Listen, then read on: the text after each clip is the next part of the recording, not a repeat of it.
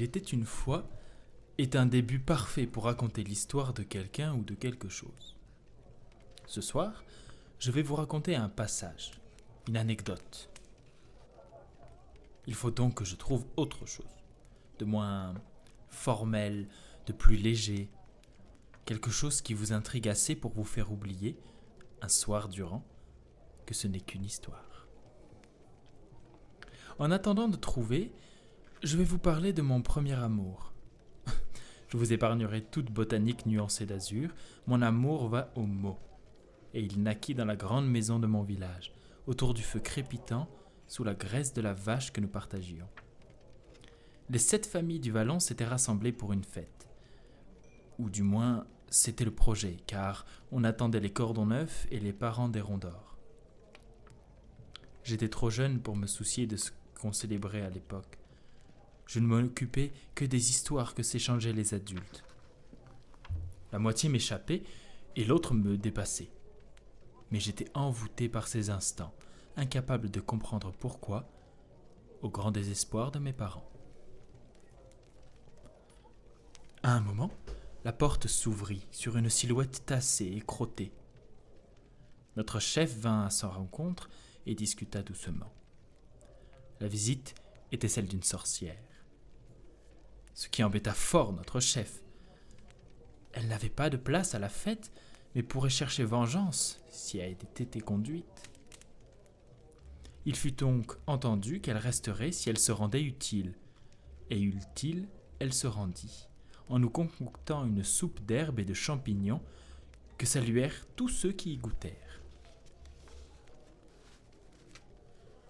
Durant l'étrange crépuscule de la fête, quand on couche les enfants et que les adultes se laissent aller, la sorcière vint de nouveau aider, mais pour endormir les plus récalcitrants des marmots. Mais elle ne s'y prit pas à coups de formules magiques ou de potions odorantes. Elle raconta une histoire.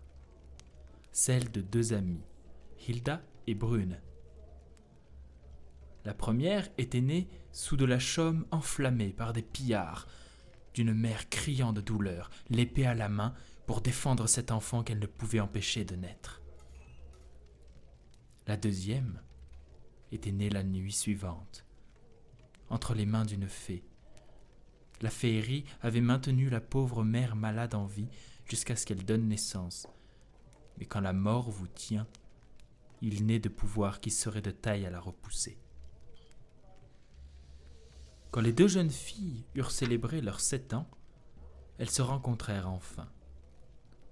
L'une laissait derrière elle la ruine fumante de son hameau, l'autre avait dit adieu à sa mère adoptive. Leur premier contact passa par un regard fixe. 2 yeux verts, tout ronds, se reflétant dans 2 yeux marrons, tout brillants. Aucune ne saurait dire qui sourit la première, mais elles s'échangèrent leurs prénoms dans la foulée. Grâce à la magie qui coulait dans les veines de Brune, les 2 jeunes filles eurent un abri sûr qui mit fin à leur errance. Et en profitant de la stupéfiante adresse de Hilda, elles purent nourrir chacune d'elles à coups de poissons et de petits gibiers. Toutes 2, elles cultivèrent un petit carré de verdure, et là, où une forêt vivait paisiblement, naquit un foyer moins chaleureux que l'amitié qui le bâtissait. Elles n'avaient que 7 ans en se rencontrant, mais sûres que ce serait pour la vie. Des fois, la raison se plie face à d'obscures évidences. Bien qu'elles œuvrèrent durement à se façonner une vie confortable, elles étaient jeunes et ne se privèrent pas de vivre leur enfance. Elles papillonnèrent dans les recoins de leur territoire, imaginant des mondes et des destins dont nous autres, ex-enfants, ne saurions comprendre les tenants. Nourries par leur imagination et leur dévouement, les 2 filles devinrent des femmes. 2 drôles de paysannes, 2 drôles de personnes, 2 drôles d'ermites, vivant au fond des bois. Il y avait matière à créer des rumeurs, et devinez qui s'en délecte. Oh, oh, vous avez deviné, exact. Bolbozag deux doigts. Le bien nommé s'était vu affublé de 2 doigts de trop à sa naissance et s'était donc tourné vers la magie. Le raisonnement ne m'est pas plus clair qu'à vous, mais c'est ce que le vilain disait à qui l'écoutait. Alors je répète pour le présenter. Donc, ce Bolbozag, c'était un homme banal, rendu laid par son âme sale, qu'avait enorgueilli son apprentissage de la magie. Autrement dit, c'était un con avec des pouvoirs. Le bougre furetait chaque coin de campagne perdu, en caressant l'espoir de tomber sur une belle promise à enfanter. Il voulait ainsi arriver auprès d'un riche seigneur pour se mettre à son service, en l'apitoyant avec sa famille pour pallier à son manque de sagesse, qu'il avait, notons-le, la clairvoyance de ne pas négliger. Et quand il entendit raconter que 2 dames occupaient le fond d'un bois sans avoir prononcé de vœux, il accourut. Les villageois voisins de Hilda et Brune virent rapidement ce qui amenait ce lubrique magicien chez eux, et ils lui montèrent une histoire à dormir debout. Les 2 femmes du bois étaient des princesses, selon leur dire, et elles sentaient le jujube sucré. L'une pouvait prendre la forme d'un cheval d'ambre aussi, et aussi rapide que le vent, et l'autre ne portait que des étoiles de mer pour se vêtir. Leurs cheveux étaient tissés d'or, et leurs yeux incrustés de pierres précieuses. Avant que les fariboles ne perdent en crédibilité, le mage cessa d'abreuver les villageois de préciosités pour acheter les bobards et se mit à courir à la forêt. Afin de trouver les 2 femmes plus facilement, il balbutia une formule bleu clair et souffla fort par le nez. Il s'échappa de chaque narine un nuage bizarre, bougeant lentement en zigzagant à travers les troncs. La fumerole restait accrochée au pif de Bolbozag et grandissait à chaque expiration. Quand elle entrerait en contact avec ces tendres dames rêvées, il en serait aussitôt averti et pourrait les rejoindre en un tour de jambe. Tel était le plan. Un peu plus loin, Hilda soulevait un sanglier pour le sortir du trou dans lequel il avait plongé. Brune, juste en retrait, dit en rigolant « On a beau l'en sortir et le reboucher, ce lourdeau trouve toujours un trou où s'empêtrer. »« Je vais finir par croire qu'il les creuse, » répondit Hilda. « Il se prend pour une taupe ? Sûrement. Et je pourrais parier que c'est toi qui l'as ensorcelé en éternuant. »« Oh, t'exagères. C'est arrivé qu'une fois, et je t'ai aussitôt enlevé ce 3e bras. »« T'as bien fait, sinon je t'aurais fait voir de plus près l'intérieur de la main. »« J'aurais rien senti, il faisait même pas la moitié de tes vrais bras. »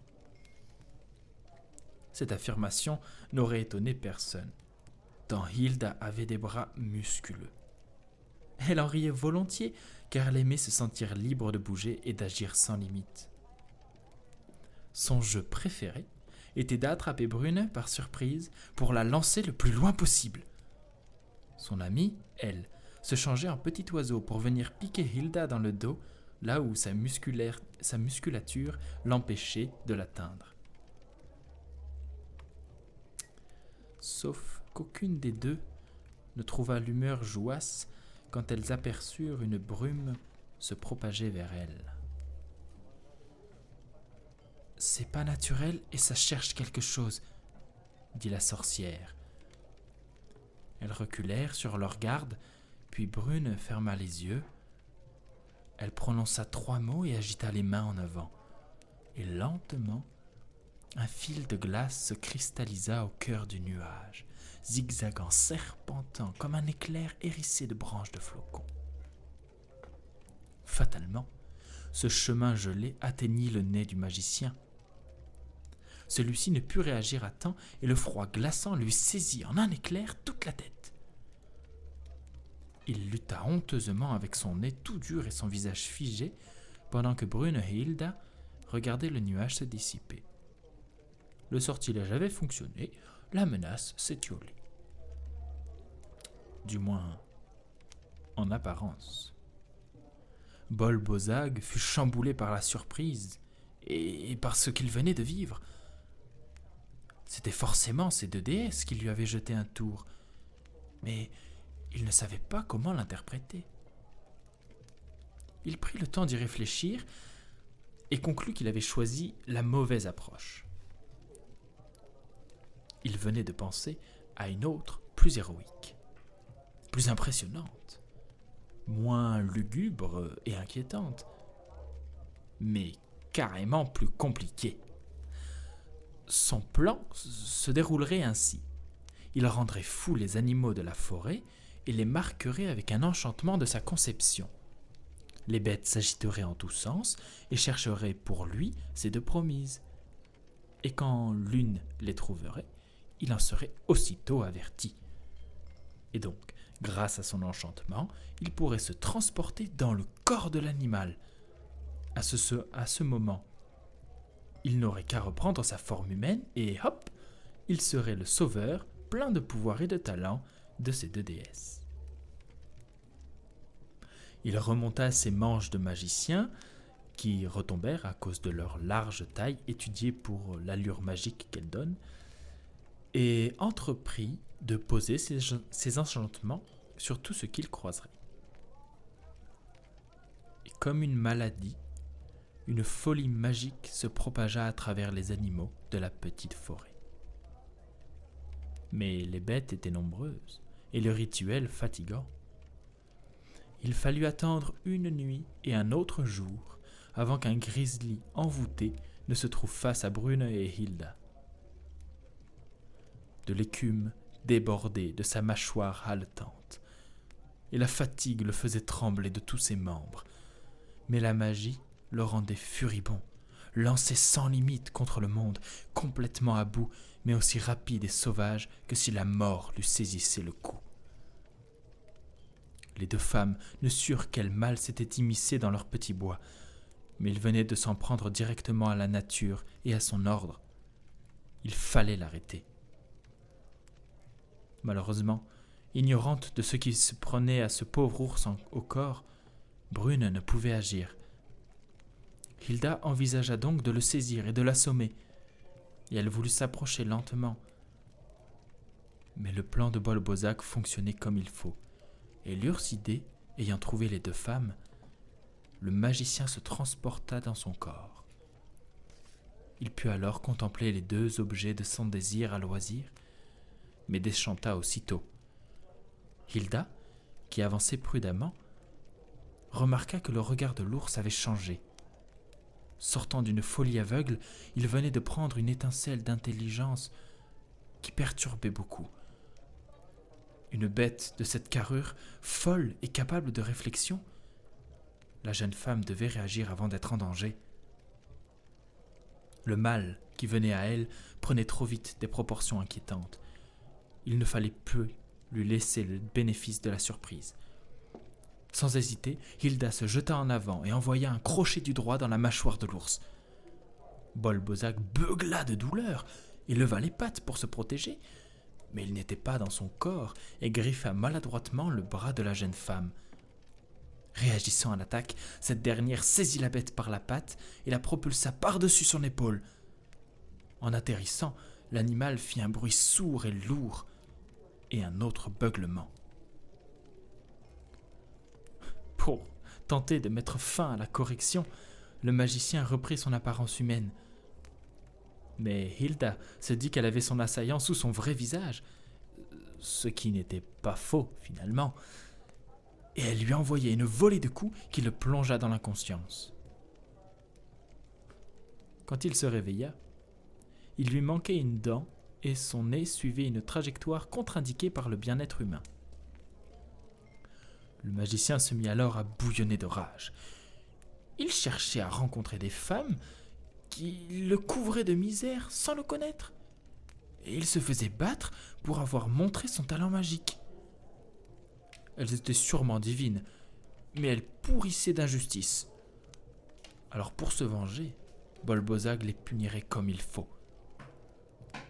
Il connaissait un sortilège de mort, et il en invoquerait le pouvoir sur l'une des deux. L'autre serait alors abattue par le chagrin, et elle se jetterait dans ses bras, et là, justice serait faite. Dans une langue à la complexité hermétique, Bolbozag réveilla des forces obscures et anciennes.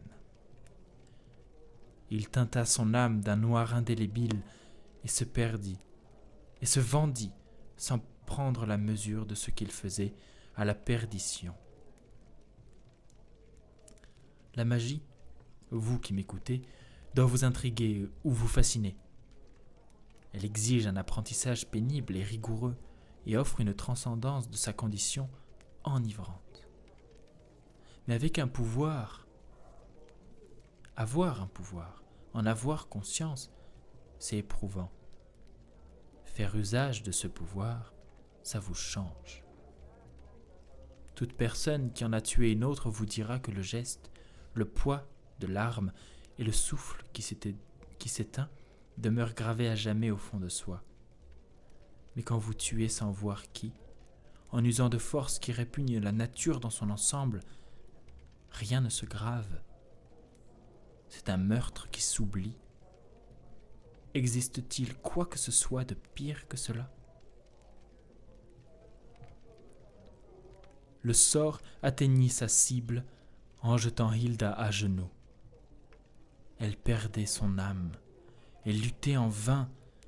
Elle qui fut forte se brisait rapidement et sans raison. Brune paniqua aussitôt, criant avec son amie sans comprendre. Le mal revenait à l'assaut. Mais qu'y pouvait-elle ? Son amie mourait devant ses yeux. Elle était impuissante, mais refusait de s'y résoudre. Elle puisa dans tous ses pouvoirs, oublia tout ce qu'elle savait et pria, supplia, implora.